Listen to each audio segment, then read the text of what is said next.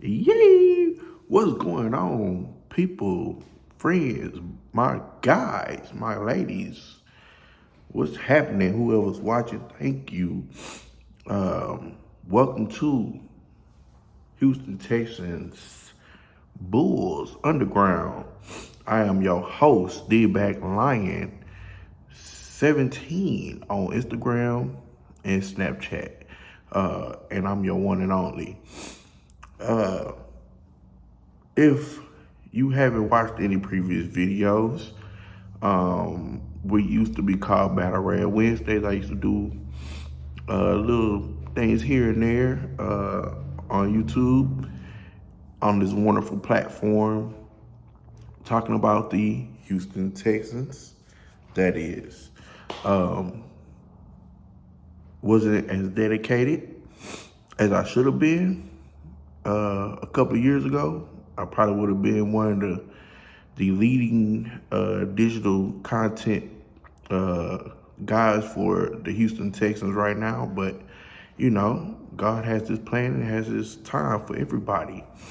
So with that being said, also, I want to give a shout out to Coach Prime and Well Off Media and Reach the People, because you guys are a big inspiration to a lot of people, especially me.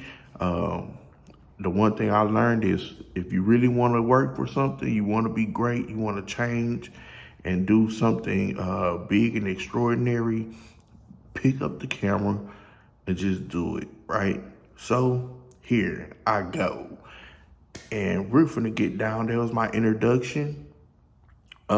We won't be doing an introduction like that, but since this is the first video of many, welcome again to Texans Underground. I am your host, Mr. Black Lion. Here we go, baby. So today, I want to talk to you and all of the underground attendees about what's been going on lately and how I feel about the Houston Texans and the choices that we've been making. And then towards the end of the video, you guys stay here. I'm going to go over my recent Texans mock draft. I did a 7-round mock draft for just specifically us. I will be doing more mock drafts as for all 32 teams. But as for right now, we're gonna just focus on the Houston Texans. I'm also gonna give you guys some sleepers. One thing that I did not like about PFL, for y'all guys need to change this, you didn't have all the players that are draft eligible or have said that they will come out in the draft. So I have a couple of names that will show up on my mock draft that I liked, and I would have selected different if I could have found these guys' names on here. And I'm expecting a lot of these guys to be more of day 3 type guys. But we'll get to that toward the end of the video. I don't want to make it an hour-long video. So, yes, excitement level. Excitement level is on a 10 right now, especially for me as far as D'Amico Ryans is concerned. Why? Okay, so why a few years ago, about 2 years ago, I had learned that D'Amico was coaching for the 49ers as the linebackers coach. I started hearing good things about him way back then. So with that being said, the one thing that I've always said that a head coach has to be is a leader of men, a person that can galvanize all types of people from all different backgrounds and ethnicities, and be able to also coach grown men. And I'm not talking about the players, I'm talking about the coaching staff. If you're able to coach the coaching staff and you can direct the coaching staff to the way that you want to run your organization, you have an umbrella of success. That success then returns into other teams picking off of your tree and trying to create recreate an example of what you've been doing. So exactly, what does that mean? So that's kind of like what the Bill Parcells, the Bill Belichick's, the Andy Reid's, and the Kyle Shanahan's, the Gary Kubiak's, the Mike Shanahan's. That's that's kind of what we're trying to build. That's what you want when you say you want to coach, right? A lot of people think that a lot of this stuff starts with the ownership. I'm not one of those guys. And oh shoot, excuse me, people. It's about 10 o'clock here in Houston, Texas. So boy, I've been at work all day. Kind of get tired. So, anyways, those guys have a lineage, right? And you kind of want to follow Bill Walsh, the ex-49ers coach from back in the 80s. He's basically created the West Coast offense, right? He created that West Coast offense and had a young QB coach, as we know him as Mike Shanahan.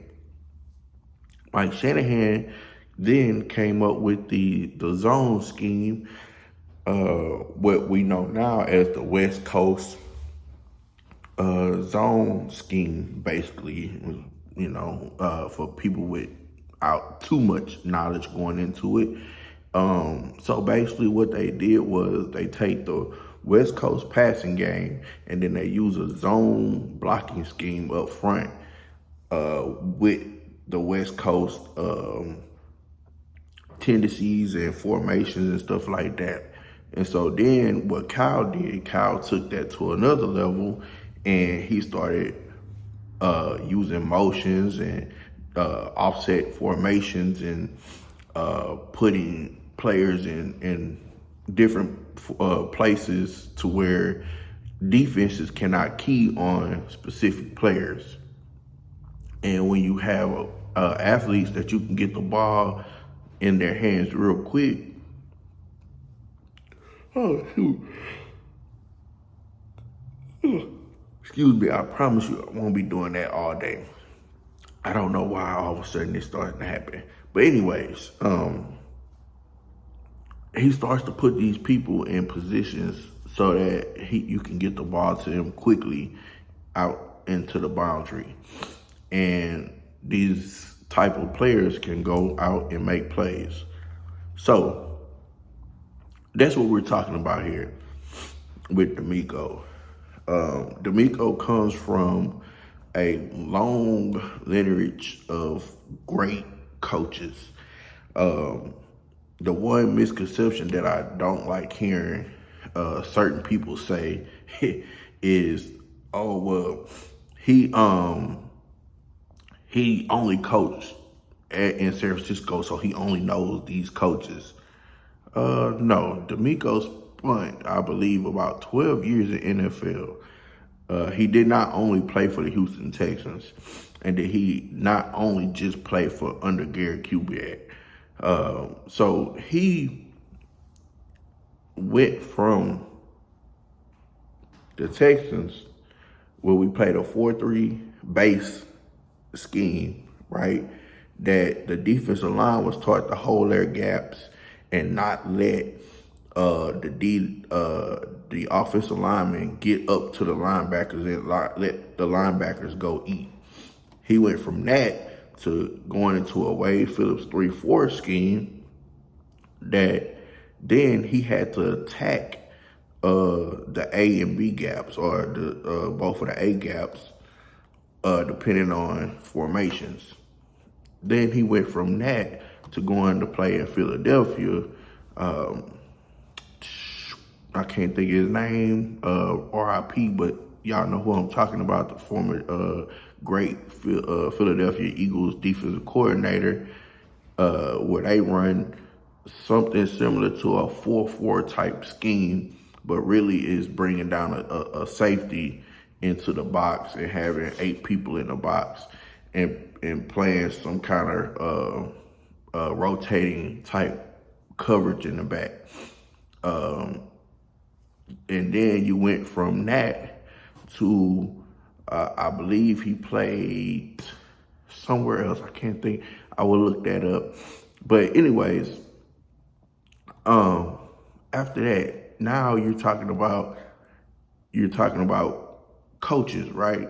So Gary Kubiak, Wade Phillips, um, Andy Reid, Chip Kelly, the great defensive coordinator that they had in Philly, and then you go to Kyle Shanahan, to where he's been the quality control coach over there to learn, and he learned from Robert Saleh.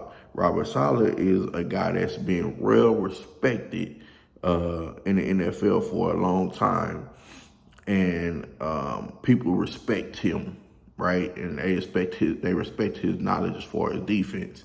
So when we talk about D'Amico, he learned under those types of great leaders and men.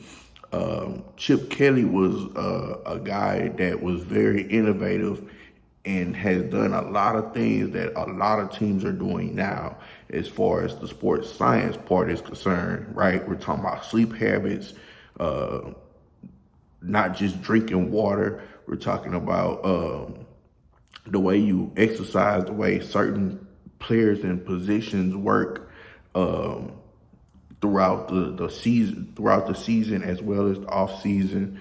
Then you have Andy Reid, that was a team mentor type coach that loved on his players, that never threw his players under the bus, that always showed his players to be great men and become great leaders, right? And then you go to a Kyle Shanahan, a guy that's been in the game since he was yay high, right, in the NFL game. And now you're learning from him, who also had a dad that was a great offensive-minded coach in his own right. So D'Amico has learned a lot from a lot of people. So this thing that's going out there talking about, oh, well, he just learned from Kyle Shanahan is absolutely false, right? I can't understand that. So, that's the excitement. Today we just hired our defensive coordinator. He was the D-line coach. He's slipping my mind right now. He was the defensive line coach for the Arizona Cardinals. I believe he called plays with Brian Flores with the Miami Dolphins a few years ago, and he's had some run around. He's came around the NFL for a while. He's another guy that is well respected as far as NFL circles. I'm not exactly sure if D'Amico is going to call defense or if is he going to trust him to call defense. The thing is about that, I don't know the ties between them. So the trust level is probably going to have to build through this off season and so on. He wasn't a guy that I didn't even know we had even interviewed him, to be honest with you. Maybe because I've been so keyed on finding an offensive coordinator. But Evero was my initial first. Once Sean Payton got there, I thought that we would jump all over Evero coming here as far as a defensive coordinator.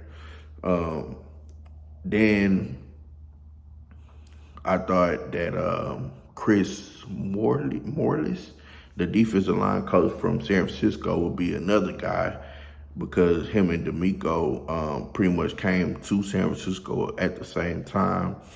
And he's very, very real respected in San Francisco. Today I heard that he had pulled his name out fairly early. I'm assuming that this is not, knowledge coming from NFL. I don't want anybody thinking that I have an inside scoop, but I'm just from what I've heard and what I saw and what I've been reading. I think that he just doesn't want the responsibility of being a defensive coordinator because he didn't even interview for the defensive coordinator spot in San Francisco. They went ahead and went outside of the organization for the replacement of D'Amico. So do what you may with that. Some guys just like doing what they do and they want to stick to that. So then comes offensive coordinator. Ben Jones has been a name. I really like Slowick, the pass game coordinator for the 49ers. And I also like the Eagles QB coach. I think his name is Ben too. But he right now, I'm going to look this up. He right now is my absolute favorite because he has coached in college and the pros, and the guys that he coached developed during those seasons that he played, that he coached with them. And so I understand that he doesn't have any play calling experience, but I don't really think that that's going to be I don't think that would be an issue with a guy like that. Just in my opinion, I think Brian Johnson, that's his name.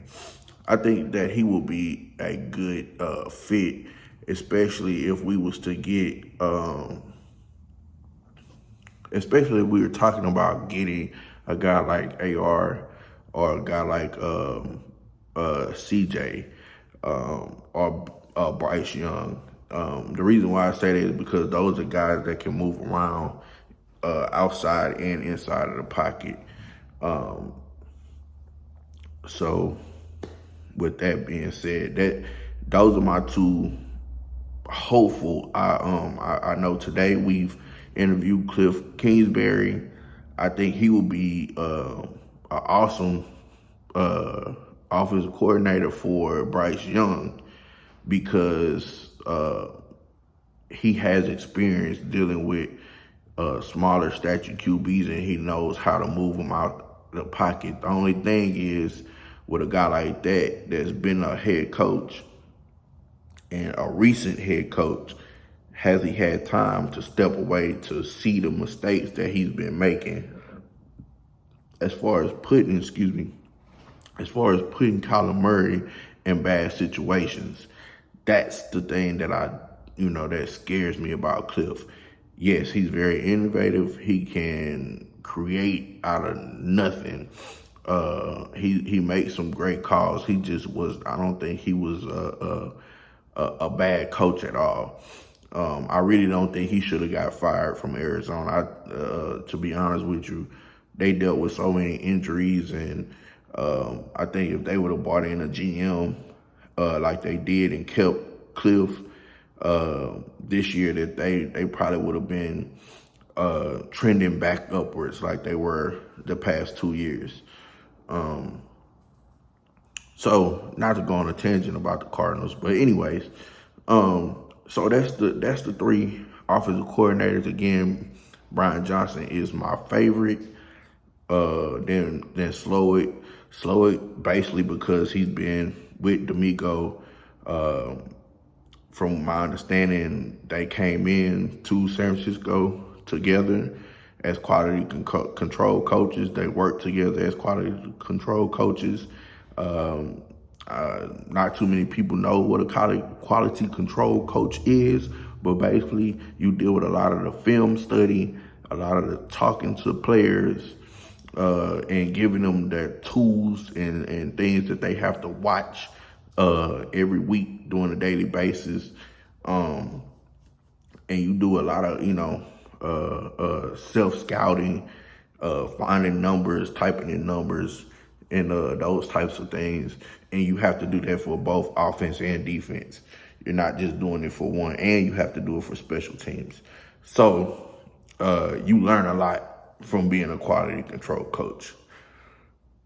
So that's and then on top of that, being a pass game coordinator, if you notice, the 49ers are well coached as far as the screen game. They know how to sell it. They know how to sell RPOs. They know how far they can go without getting flagged for RPOs. And the receivers and tight ends yes, they're great players, but they understand separation and route running. When I talk about separation as far as coaching, I'm not talking about player on player. I'm talking about if I have a 5-yard out and then a 10-yard corner, that both of these guys are making sure that they're staying on the correct plane and they understand that, and the coach is teaching them that. I would appreciate, I'm not one of those guys that's going to be begging for likes and subscribe and all that junk. I just want y'all to tell somebody, and that's a Texan fan, to come to the underground. I'm going to be doing a whole bunch of other deals. I'm going to try to fix this place up because I am in the underground dungeon right now with the Bulls. So please do what you may. Hit the like button, subscribe, tell somebody, let your mom know, let your daddy know, let your uncle, daddy, friend, cousin, brother know that Yee is in the building. The Black Lion is in the building, and we want to share great content. We want to be active in the comments. I will be in the comments. I know a lot of people say, yeah, I'll be in the comments and I'm going to talk back, and they don't never talk back. I will talk back. I will answer your questions. I will talk back to your statements. And I'm pretty sure once we get to the draft part, everybody's going to be up in arms about my draft and how I process that, right? I'm not going to talk too much about free agency because it's a lot of stuff that can go on and off with free agents and people getting traded and blah, blah, blah. That's too much to try to deal with at the time. So what I will say going into the draft part, quarterback, that is for sure, okay? Number two, our second biggest need is receiver, my opinion. I believe Nick should and would trade Brandon Cooks. I would love to be able to trade Brandon Cooks to anybody that would give us a second round pick. If it's just a second round pick, because I think this draft will have a lot of great players that will play in the NFL for a long time between that second and fifth round. And the more picks you have in that area, the better your chances of finding some really good, talented players. So I would love to have another second, especially for this year. So I say receiver. I like Nico Collins, don't get me wrong, but I just don't think Nico Collins is, he doesn't separate the way a guy like that should separate, and then he doesn't get up and get the ball the way a guy that size should do. You see it in spurts, but you don't see it consistently, and that's an issue. So, receiver, number two. Number three, defensive line, the whole front four. I'm not just talking about D tackles and edge rushers. The whole front is an issue. Number 5, cornerback. Cornerback to me is an issue. Desmond King is not a boundary corner. Point blank, period. Not a boundary corner. He's a good slot guy, a good special teams guy, a good return guy, not a boundary corner. Nelson played good while he was healthy. Sting, in this defense, he should thrive.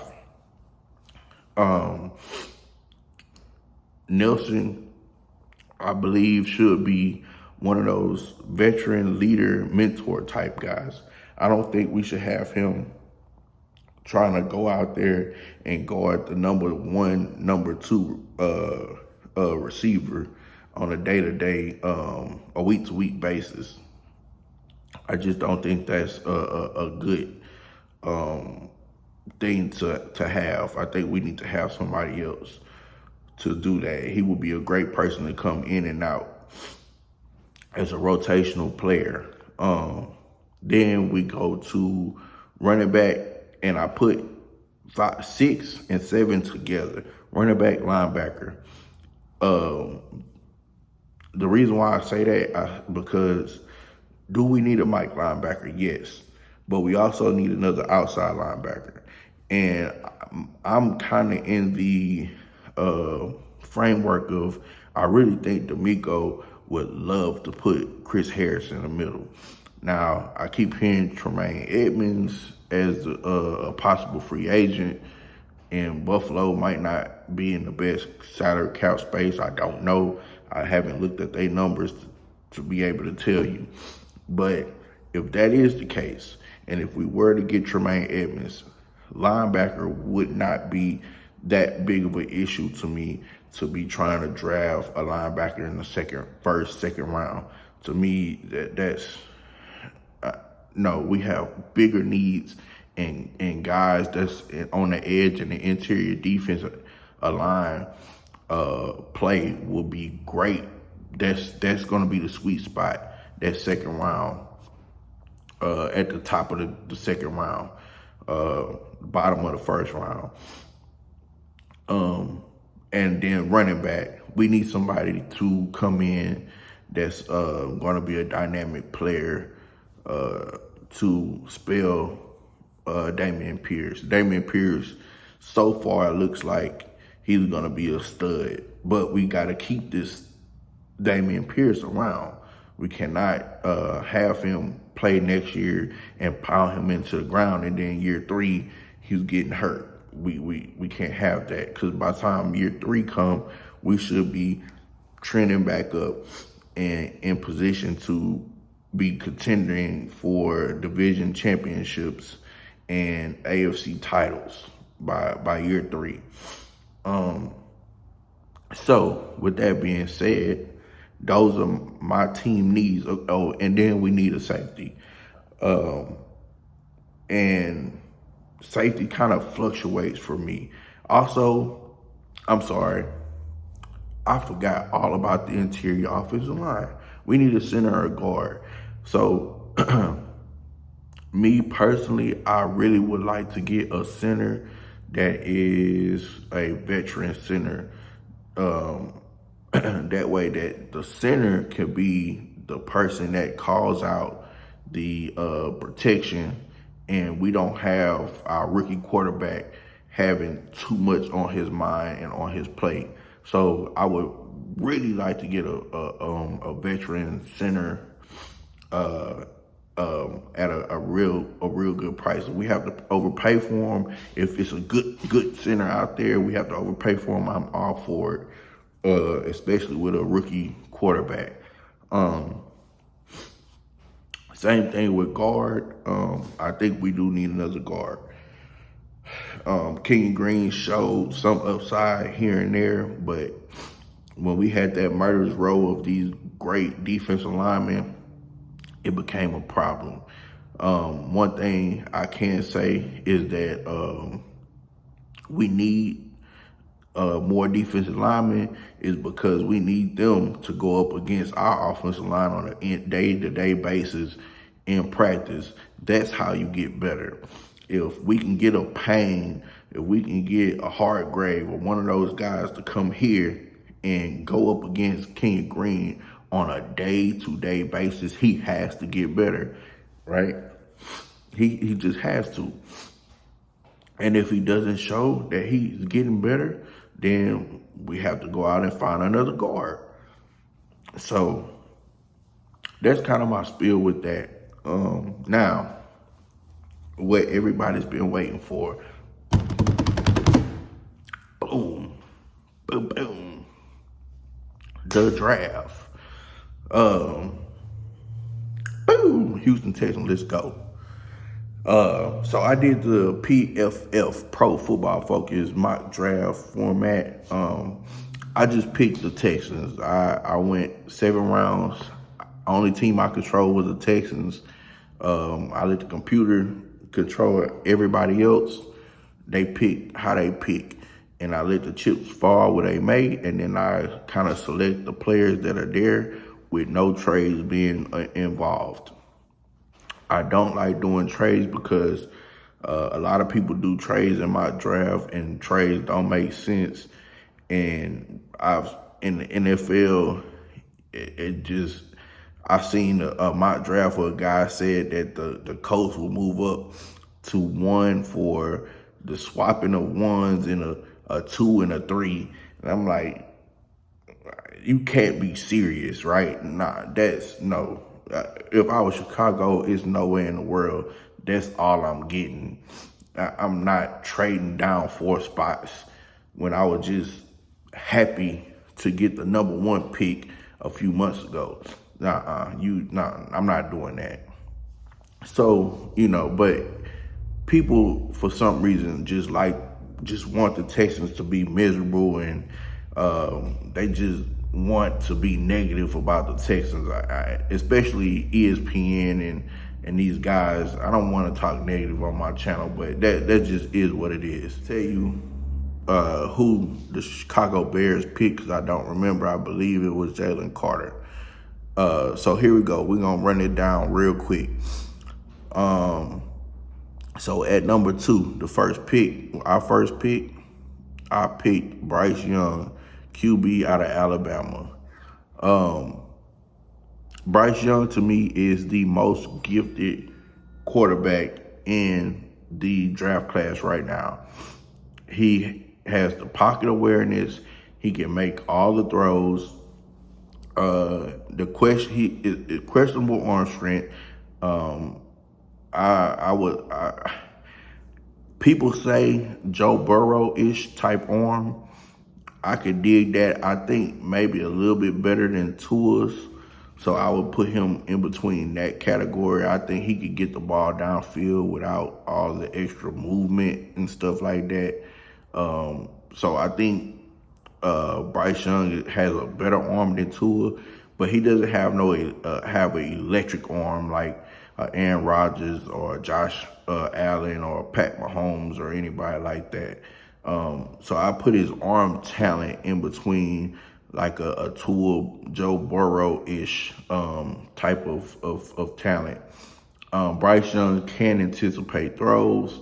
The great thing that I like to see most QBs do, I want them to be able to move the defense. I want to see them doing a mesh concept where they're reading those linebackers and they're trying to make the linebacker move one way or the other and then go opposite.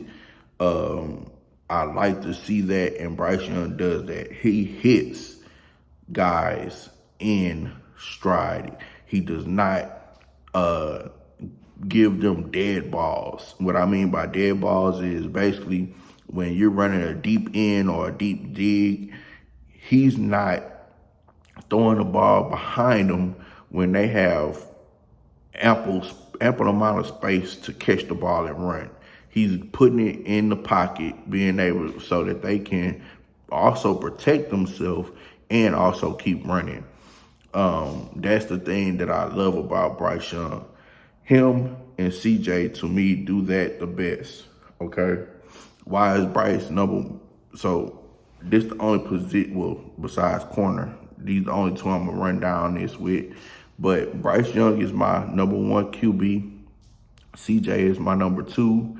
I have Anthony Richardson as my number 3.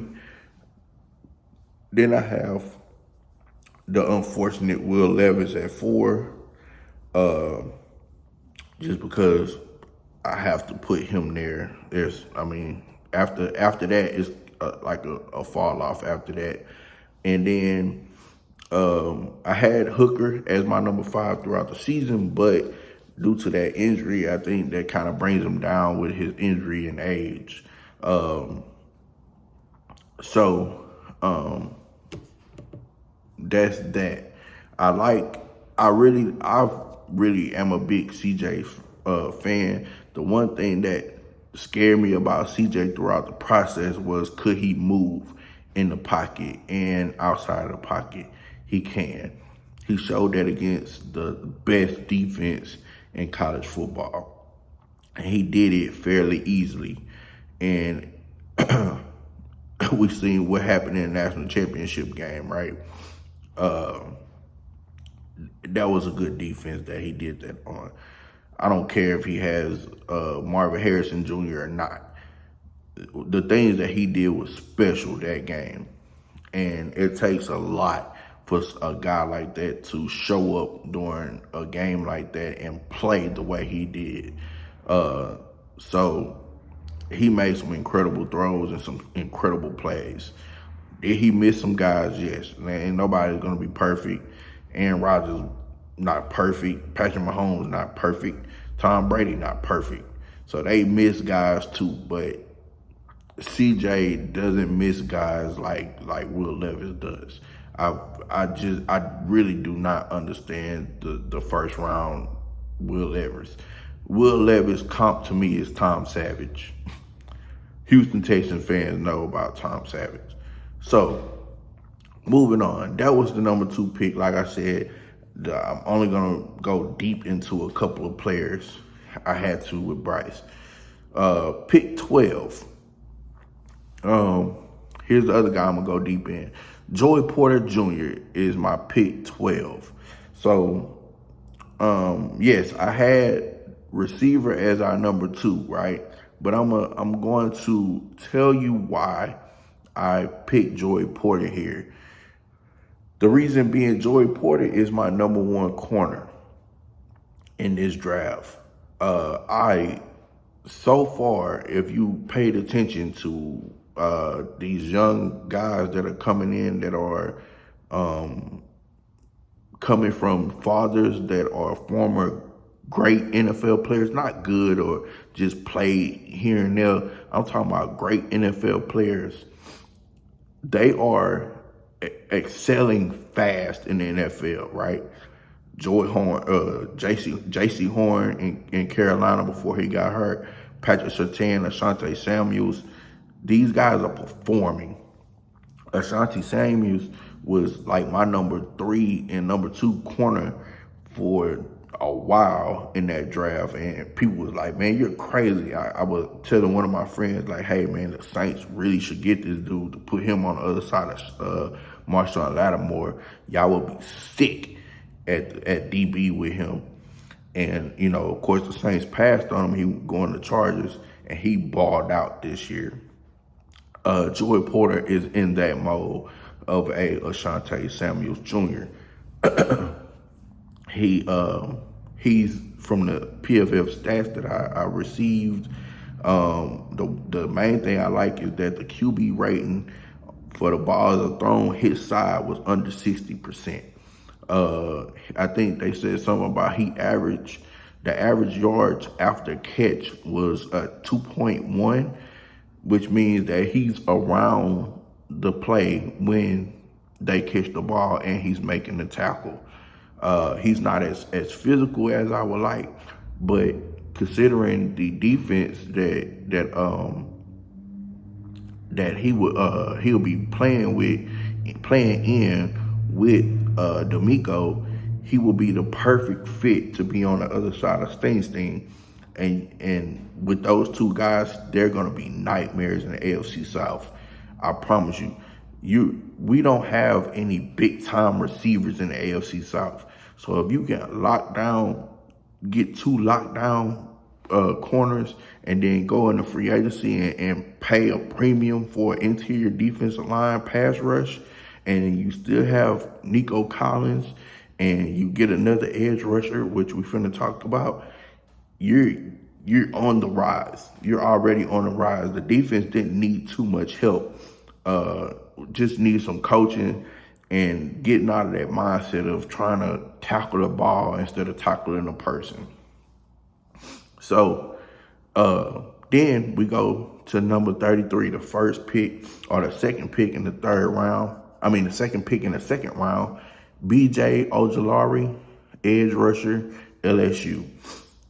Now, he is my number one edge player. Y'all gonna be like, you tripping. Will Anderson is the best. Y'all blah, blah, blah, blah, blah, blah. All right, let's go back and look at the tape. Will Anderson is a good player. Don't get me wrong. I don't want to be up here talking about people thinking I'm shitting on Will Anderson. Will Anderson is a very good player, but Will Anderson reminds me a lot of Jadeveon Clowney. People from Houston, we know. Yes, we love Jadeveon Clowney. I would love Will Anderson here. He's a good one-stopper. But the thing that you see with great pass rushers is bend and then a counter. BJ has that bend. He has the Nick Bosa, the Joey Bosa, the Myles Garrett. He has that bend to get up under these tackles and be able to to have a counter move off of that. And he has the speed and the quick first step to be able to get there. Do I think he's going to be there at 33? I really don't, especially after the combine. I think he's going to blow the combine away. And he's like I said, he's my number one. So with the first three picks, I have the number one players at their position with our first three picks, and at QB, corner, and edge. To me, those are the three premium places. The fourth premium is left tackle. We already have a left tackle. We already have a right tackle. What we're missing, edge, pass rush, and defense and interior pass rush, and a quarterback. Those are the major things that we're missing. We have things, so we're not missing a lockdown corner, but now we get two lockdown corners because 12 is kind of a luxury pick. At 12, and the more I'm doing the research on, I'm not liking the picking of a receiver at the first round. And then from what I'm hearing, around the NFL, they're thinking this is kind of like the Laquan Treadwell type draft. And that receiver class, I don't even think none of them are too much in the NFL right now. The best receiver that came out of that class was Michael Thomas, and Michael Thomas was like a 4th or 5th round draft pick. So do with that much what you may. So moving on, we getting up here close to the 44-minute. So I want to take a quick break. Again, please like, subscribe, tell your mama, tell your brother, sister, uncle, cousin, yee. Let them know that the Bulls are back and we are in the underground. Like, subscribe, share, scream, shout, comment, say hi, say hello. Hola, como estas, muy bien, all that good stuff in every different language. Talk to me, I talk back. Yay! Now, let's go ahead and finish the draft process. So in the third round, I'm not going to go too deep into too many of the other players. Now in the third round, I had Demarion Overshawn, linebacker from Texas. Reason being is because I believe, again, he could play either the Sam or the Mike, depending on what D'Amico sees with Chris Harris. I think he will be a great Sam, and you kick Chris Harris out to the wheel, and the weak side so he can chase down these run plays and use that speed. And then you get somebody like Tremaine Edmonds at middle linebacker. That's that's a great 1-2-3 punch at that second level with the defense. I think he struggled. He struggles a little bit in pass coverage, but he can blitz off the ball. So you can go and put him in a certain, in crazy positions and have him rush off the edge when need be. The crazy thing about this is Pro Football Focus gave that a D plus as a third round pick, and they have him ranked as a second round pick. That's I don't understand that, but do with that must you make. Next, I have Cedric Tillman, receiver from Tennessee. Hyatt was off the board. Hyatt is one of my favorite receivers in this class. The receiver college award winner for best receiver in college last year. But Cedric Tillman, if you watch some of the games when Hyatt was hurt, Cedric Tillman was the go-to guy for Hooker. One of the big stats that I've seen that I really liked, when a ball was thrown his area, the QBR for the quarterback was above 100. So that means that he's getting open, he's getting separation, and when he gets separation, he's also catching the ball. Big frame, long. They're saying that he possibly could run a really good time in a 40. For a 6'4" guy, anything that's under 4'5" is spectacular. So with that big frame, I think that's something that we need for Bryce Young. And I see that him and Nico can go at it for that Z spot in the offense. Then we go with the fourth round pick at 104. I went Cedric Van Pran, center from Georgia. What I like about that is that he played with a smaller quarterback the last few years, right? So he understands what it is to create passing lanes. I also believe they said he was a 3-year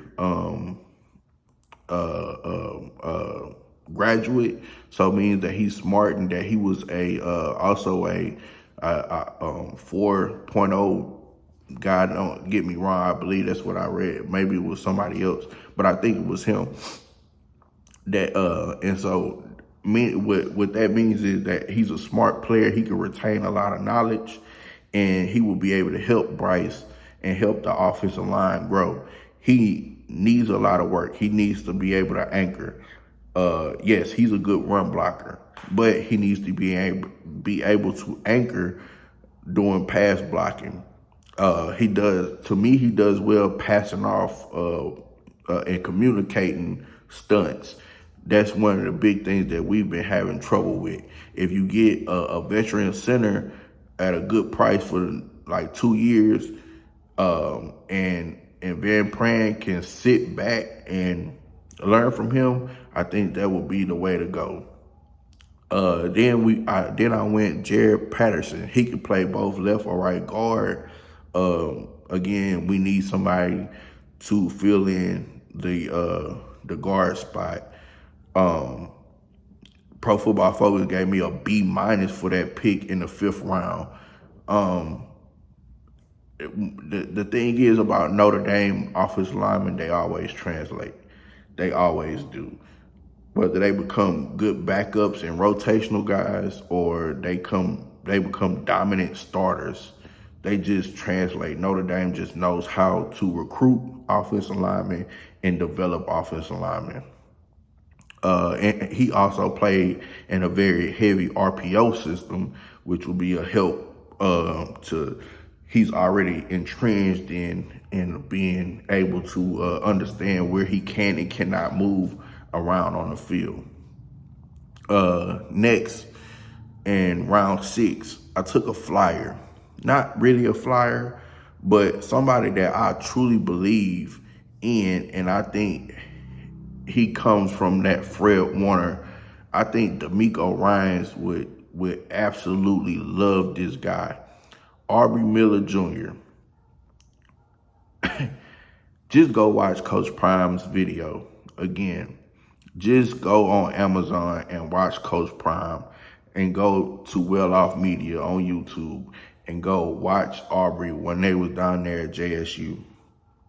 He's a bona fide hell of a player. He could be the next JSU superstar. I think he has the personality of a leader. You can tell that the guy gravitated to him. Shador gravitated to him. Travis gravitated to him. He called the defense over there at JSU.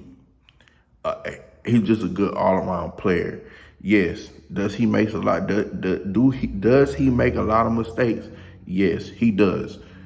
But he also tends to keep playing through those mistakes, and that's why he's gonna go later on in the draft instead of like being in the top fourth round, third round type player. But at 6, I think that's a steal. And Pro Football Focus thinks the same thing. Would give me a B+ with that pick.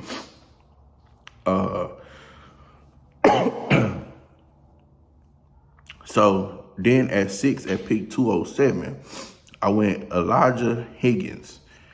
Elijah Higgins is another guy that's long. I read that Elijah Higgins I haven't watched too much Stanford football, but there's a quote, or not really a quote out there, I guess you can say it's a quote, from the quarterback that's McKenzie. Don't get me to saying his name wrong, but anyways, he's one of the quarterbacks that should be going second, third round, maybe first if Tampa Bay is looking at trying to get somebody. And all the quarterbacks go super early. He said that they have this little machine thing that registers, the power or something, like that the body, like I can't really explain it. I just know what it is. It's kind of hard to explain. But it registers the power, the force and the power that your body delivers through running. And he's saying that, offensive linemen and all these, super strong people were doing this workout or whatever it is, this little machine, and Elijah got on it and he blew people away so much that people had to stop working out to come see what he was doing. Also, they say he's a physical blocker. That's something that that D'Amico really, really harped on, is being physical as far as outside playmakers are concerned. The other big thing is he's fast. Coaches were saying that he's probably the fastest person in the program. That includes track athletes. So combine comes around, if he runs a 4.2, 4.3, he might not even be there in the 6th round. He is not a fluent route runner. From the video I saw of him, he is a catch and run guy, right? Drags, digs, slants, stop routes, screens. You get the ball in his hands, he catches it. Good luck.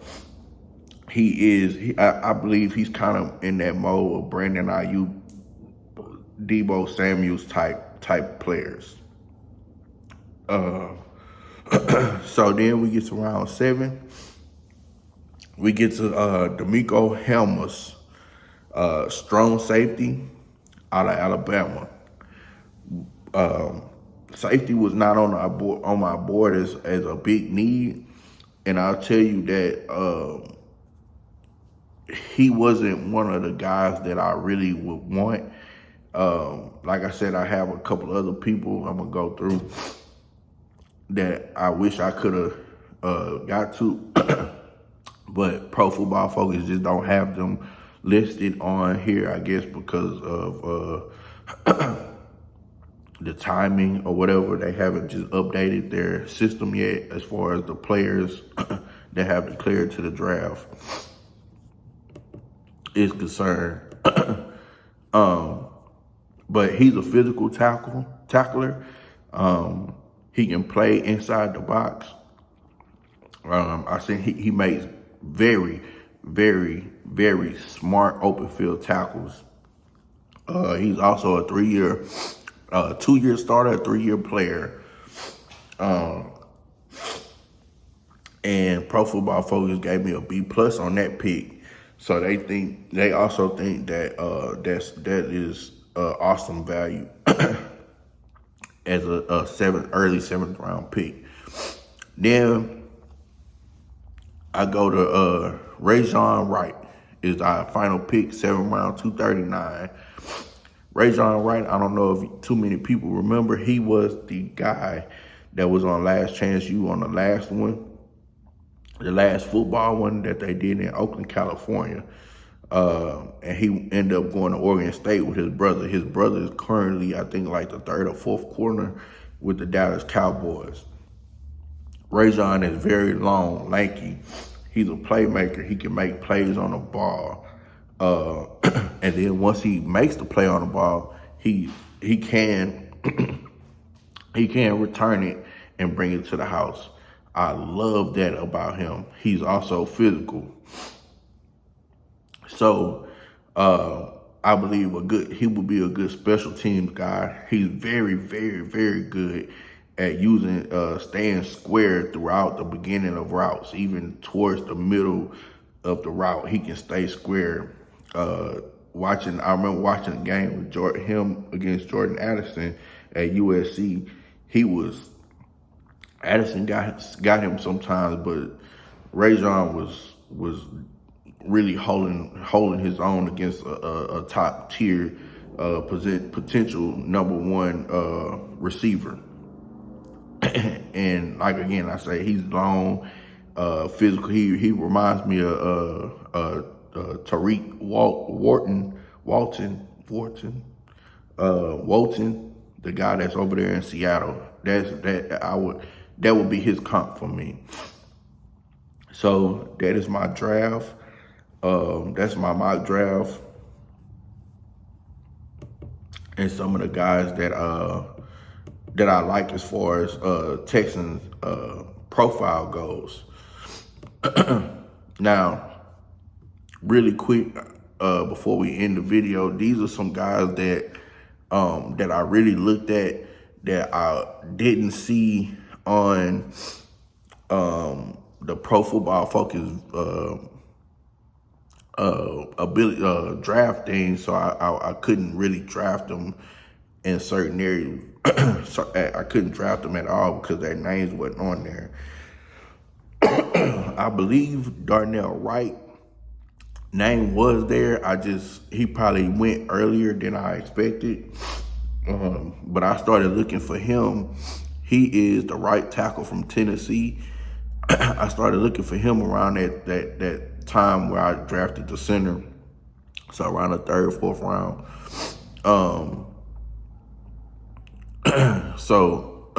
Yes, right tackle is not just not a big need, but he didn't give up a sack in 2 years at Tennessee in the SEC.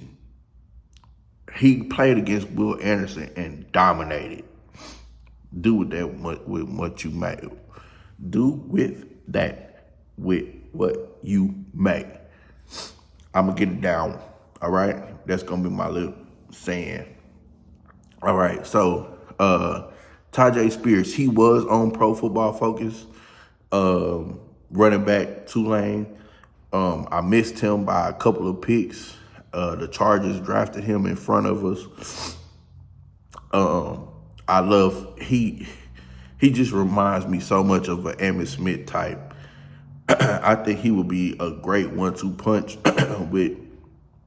with Damian Pierce because he's also physical. He's real quick. He's a phone booth guy. What I mean by a phone booth guy is that if somebody misses a blocking assignment or a linebacker blitzes through a gap, he's quick enough to make that quick little move and get up out of there and get up out that backfield. And he finishes runs. He doesn't just step out of bounds. He will stiff arm you. He'll try to run over you. He's gonna get those extra yards. Next was Tank Dell, receiver out of Houston. Man, when we talk about electric, this dude is electric.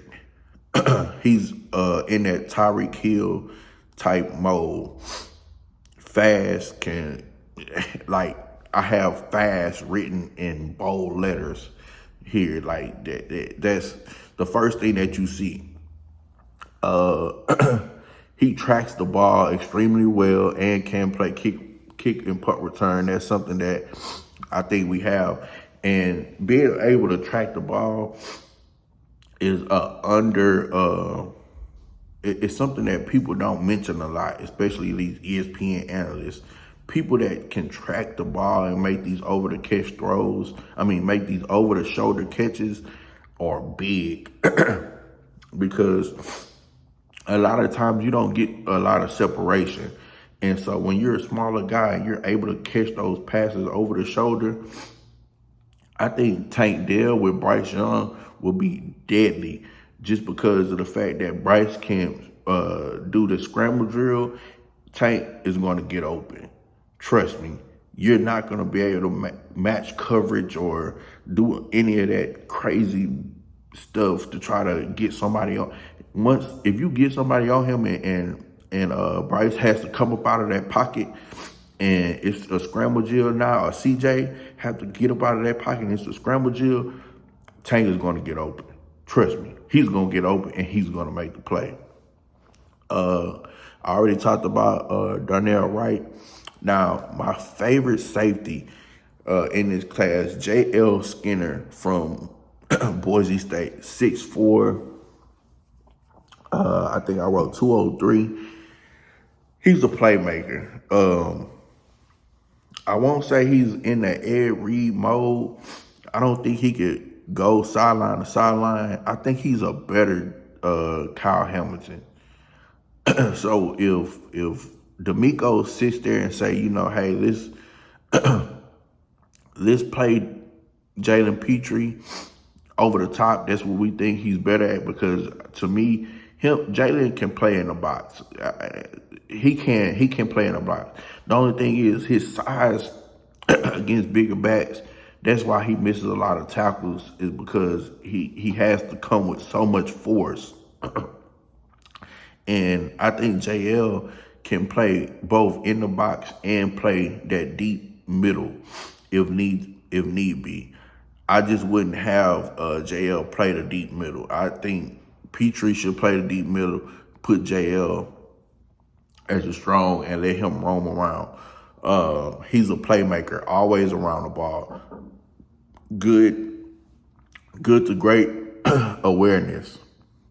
Plays the ball extremely well and finishes tackles. And when I say finish tackle, he punishes running backs with tackle. He's a very physical hitter, and that's something that we haven't had in a while. Is somebody that can scare people coming across the middle.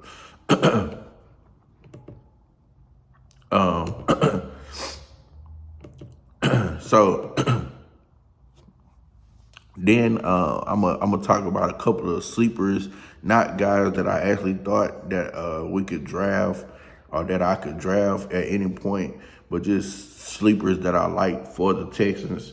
Carl Brook, defensive tackle, Bowling Green, 6'4", 295. These guys all played in that bowl game, All-Star game not too long ago, the Senior Bowl. I had him written down here. They talking about he's a day 3 guy. what I see, I put very Aaron Donald like, meaning that he has that quick first step and power. I seen him against the center that a lot of people like to put in their mock drafts. And for the Texans, the guy from Michigan, I don't like him at all. Ojawa, something like that. I see him take him with one arm and get up under his shoulder pad, under his armpit, and lift him out of the way during practice, doing the drills at the Senior Bowl. Hey, you're not supposed to be able to do stuff like that to another man. And the ease that he did that to one of the guys that people always mock us to, made me go back and want to watch more. And with Bowling Green, you see him make those types of moves, make those types of plays.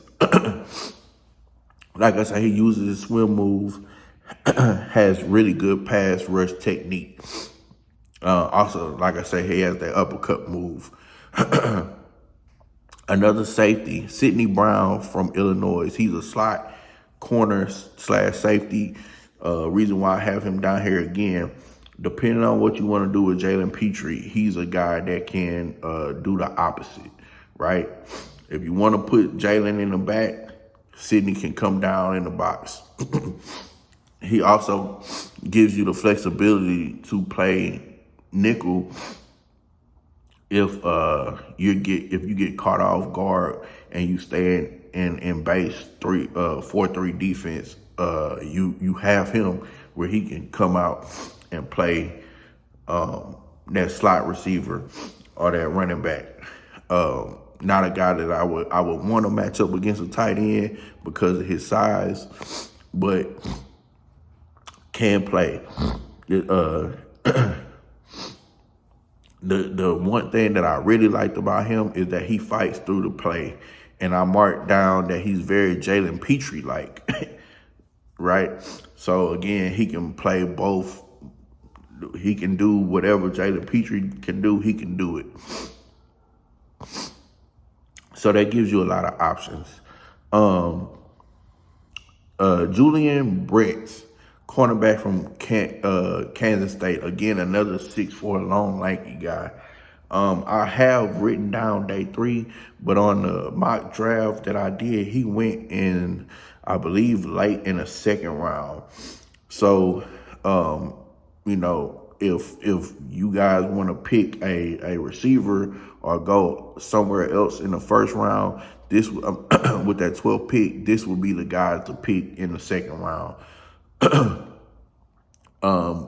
He was the leader on one of the top 5 defenses in college football, not just the Big 12, in college football. That's why KSU was able to beat TCU in that in the Big 12 championship game. Again, good size, has speed, stays in phase as a cornerback, stays square, and makes the receiver declare his route. Long arms and physical, locates the ball well, played on the nation's top defense, is what I noted for his notes. I really can't wait to see what his speed looks like when he runs the 40 at the combine, if he goes, or the pro day. And he's not being talked about a lot by ESPN and NFL Network. So do your homework on him again. I'll give you guys his name again. That is Julian Brents, cornerback from KSU, Kansas State University. Another safety, I have Christopher Smith, safety slot from Georgia, 5'11", 190. Again, smart, physical guy. Kirby Smart said that he was one of the most intelligent defensive backs that he had. So do with that must you may. Fast, fast, and fast is what I put up there. Played 3 years at Georgia. Started the last two.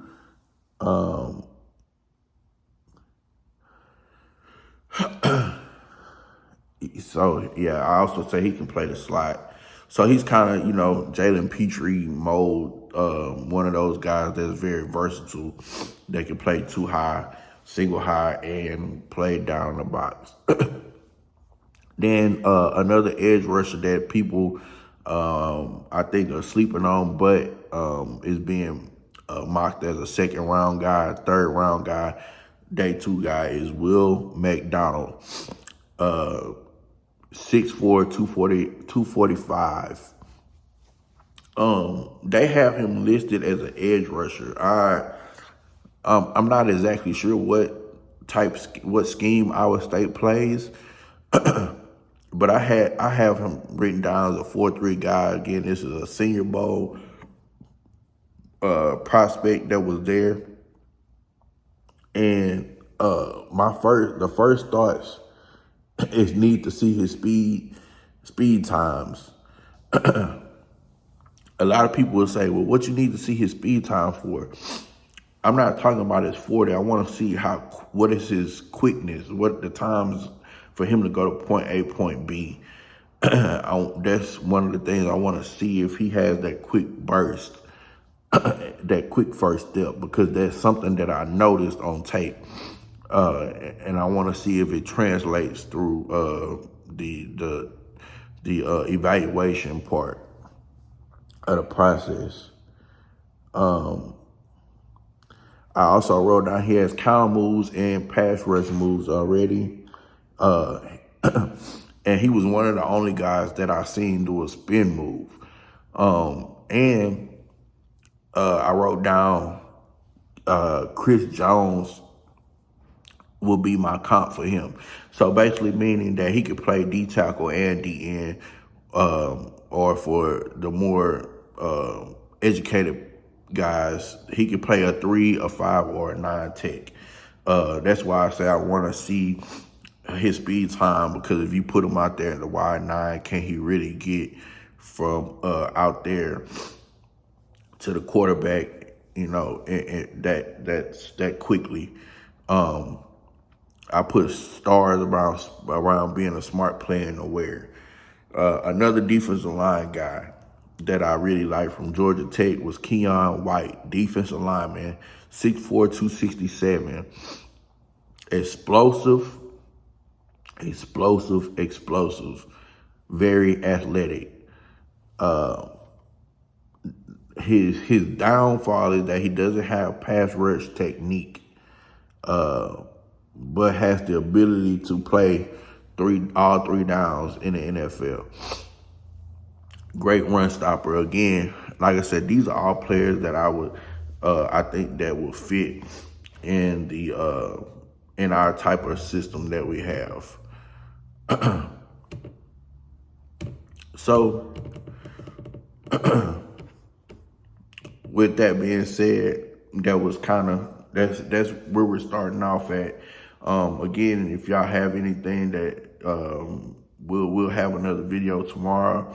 I'm gonna upload this video tonight. Y'all probably see it tomorrow. Then tomorrow we're gonna have another video that I'll probably do early in the morning. Then Super Bowl, we probably come back and talk about the Super Bowl on Monday. So again, welcome to Texas Underground. I'm your host, The Black Lion. Go Texans, Bull on Parade, all that good stuff. Again, everybody, I want y'all to remember, we're all Texan fans. No matter what happens, we're all Texan fans. We all have thoughts and opinions. I want you to bring your thoughts and opinions to this channel. I want to learn how to bring hosts on and bring other guys on to talk about not just the Texans, but additional information about other teams I have a real good friend that I've been close to for a very long time that's well into the New Orleans Saints and loves to talk football. So you probably be seeing him a lot on my channel. Again, I'm signing off. Bulls Underground, Bulls Parade, Bulls,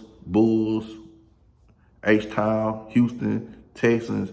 It's time for us to bring a championship to Houston and have a parade here. Oh. One more thought before I go. Ooh, Lord Jesus, thank you. Before I go, we're about to end the video, but I'm gonna take my glasses off for this one. I want y'all to see how serious I am. NFL, y'all have really did a dishonor. I hope I'm looking directly in the camera. Hey, I want to be like Stephen A and them. Hey, bring my camera. This one right here. Okay, you right there. Y'all did a disservice to this Hall of Fame class by not inducting Devin Hester and Andre Johnson in this class.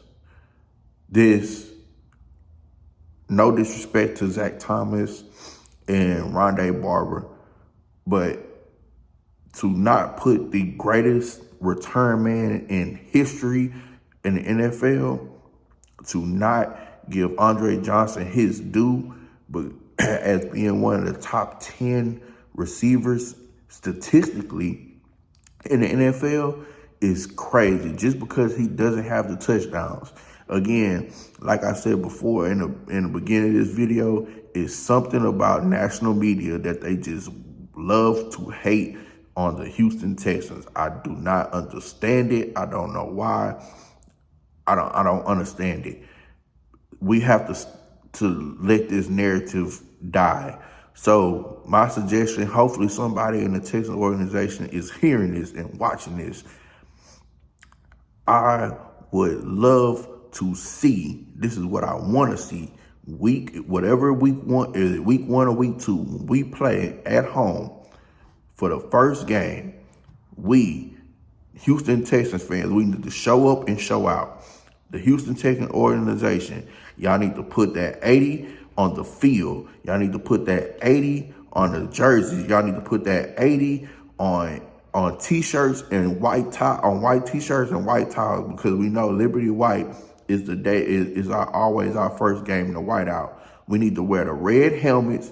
We need to white out the whole stadium, and we need to be there to support our Houston Texans. And we need to make some noise and show Dre some love. And Andre needs to come out that tunnel and run this team out with D'Amico. And we need to yell and scream as loud as possible as Texans fans, because this is a dishonor and disservice to what they have done to this man.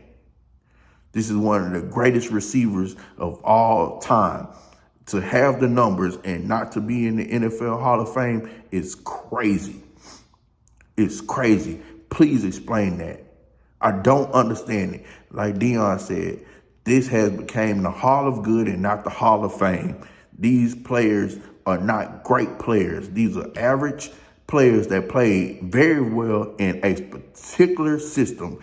Andre Johnson had below average quarterback play through more than half of his career. When he finally got some kind of good quarterback play with Max Schaub, and Max Schaub wasn't even a top quarterback, he blew up. Come on, people. If Andre Johnson had fucking Joe Montana and Steve Young and Michael Vick and all these other guys that people had, Andre Johnson would be in the top 1, 2, 3 as far as statistics. Get real. Please, Houston Texans, I hope somebody will share the end of this video, make a clip, do something, and show my guy Dre some love. He is the best Texan player that we've had. No disrespect to D'Amico or JJ. Dre is the standard. He is the standard. And that guy, he's not going to speak. And I think that's the reason. That's why they're doing that to him. He's not T.O. He's not gonna speak his mind. Y'all are doing a hard disservice. And Houston, we need to stand up for this. We need to be out here saying and talking about this. This is ridiculous. After that, with that being said, I'm out. I holler. Go Texans. Texans Underground. Peace.